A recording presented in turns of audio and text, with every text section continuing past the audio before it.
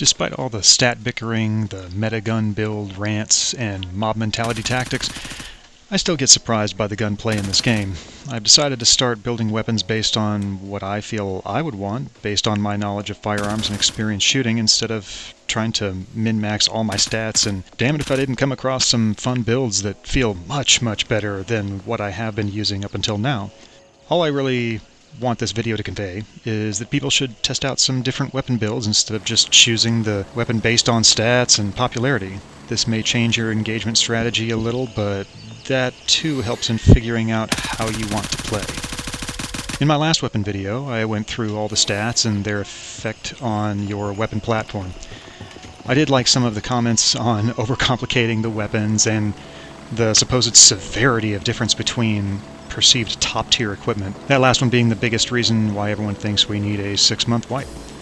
My hypothesis is that you can make effective weapons from early game equipment. I made my first one out of pieces I put together from scavenging and some vendor items as well.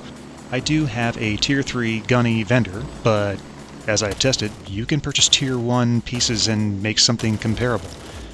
The real issue is the ammunition. I would just get the Lima 3 and Delta 3 LZs and start picking off Fort Nerith guards for some M855.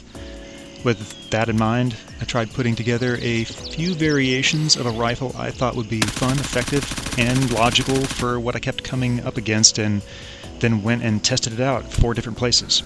I went to Midnight Sapphire, Falling Airfield, Sawmill, and Blue Lagoon. The funny thing is, I ended up absolutely loving the short little Mark 18 setup for almost any situation.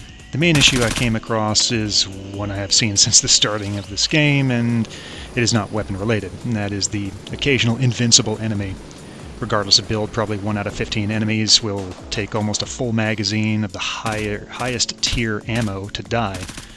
I have mag dumped right into enemies' chests at 20 meters, and not only did the guys seem to not take any damage, but was able to return fire immediately and kill me. While stupid and frustrating, I know the game is in early access and there are still some bugs to work out. Barring those oddities, the weapon was amazing. I did start bringing an AK-74 with 1 mag and 1 stack of rounds, in addition to the Mark 18, just to hit long-range targets. I didn't think the Mark 18 was qualified for. I really only ended up needing it at Blue Lagoon, though.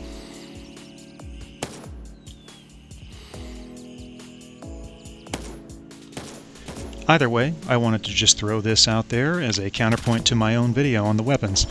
You don't have to complicate things if you don't want to, and you can make builds that work out of pretty much anything and everything.